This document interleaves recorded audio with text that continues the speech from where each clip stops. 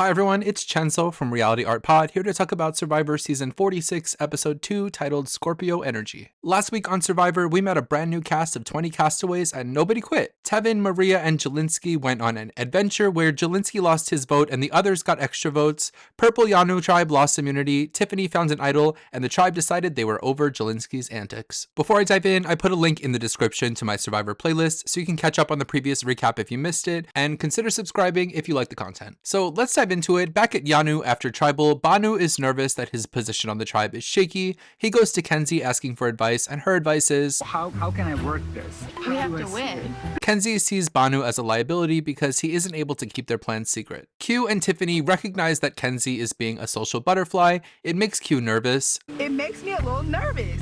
Just gotta watch. The tribe struggles with making fire, cutting leaves, cutting coconuts. Kenzie breaks down and goes on a winter's walk to sit and cry in a cave. Do my eyes look really blue? Good. After the glorious main credits, the Nami tribe are laughing and laughing. Tevin tells us that he's aligned with Hunter and Soda, but he doesn't trust Venus. Tevin shares his distrust of Venus with Soda, and she decides to distance herself from Venus. Venus even asks Soda to talk, and she says, Today, probably not, but Not all today? I'm screwed. Venus breaks down feeling lonely and ignored and shares with us that her parents immigrated from Iran to Canada and how she wants to be seen as a tough Persian woman, but is struggling to connect with everyone else. At Siga, Ben makes fire and cries. I'm crying thinking about fire. I didn't even cry over meeting Nicolas Cage. And he shares that he was bullied when he was younger, but then he found music and now he made fire. Tim feels like he's in a good place because he bonded with the guys, but he's concerned about Maria's extra vote. The guys want to recruit Maria, but there's also the Charlie's Angel alliance with the women and Charlie, which worries Charlie.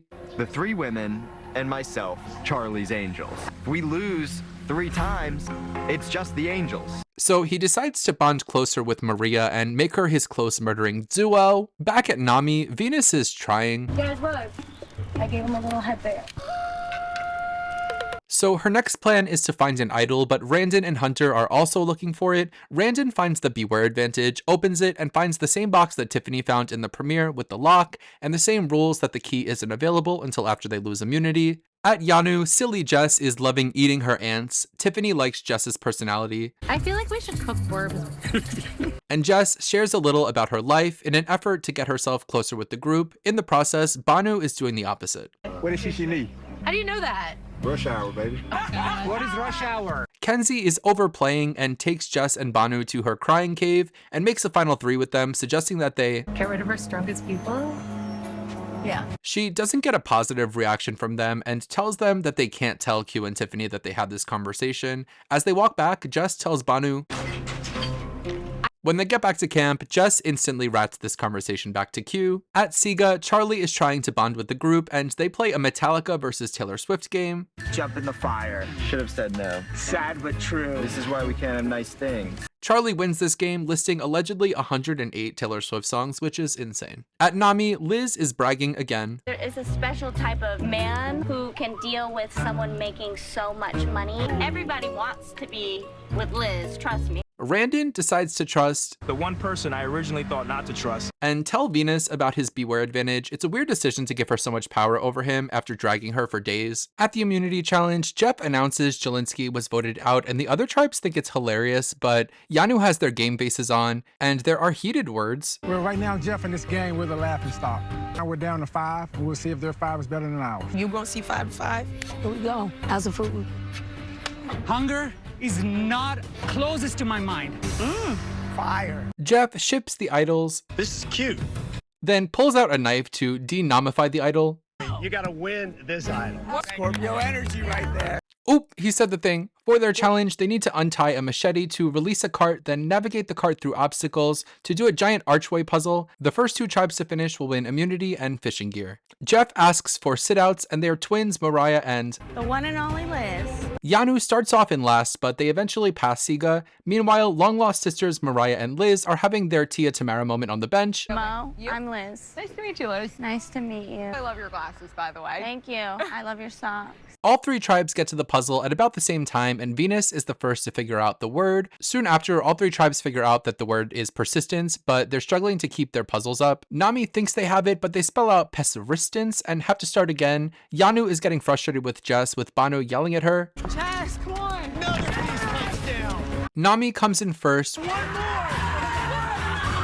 Siga wins immunity too, with a very frustrated Yanu heading back to tribal again. Jeff asks Banu where he feels they slipped up and he blames the planning. Tiffany is not happy and Jess points out that everybody was yelling at her during the challenge, so she thinks Tiffany's mood is directed at her. She's gonna give me a spanking back at camp. Back at camp, Nami gets their fishing gear. I feel like Rupert. And Venus is pissed off because she got her toe run over by the cart in the challenge. Venus expresses annoyance with Soda for snatching the immunity idol from her at every opportunity and wants to take the opportunity to work with Randon to get to the merge and then turn on them. At Yanu, Tiffany breaks down and walks away alone. She's frustrated with how she behaved at the challenge. I don't want their perception of me to be this crazy, angry black girl that can't keep her cool during challenges. Kenzie makes an elaborate plan to hide a fake idol and trick Jess into thinking she has an idol so she doesn't play her shot in the dark, complete with the note from Tiffany's idol. So they hide the fake idol, Tiffany convinces Jess to go look for an idol, and Jess gives it minimal effort. This is somebody's house. I don't think I should stick my hand. I don't think it's in this area.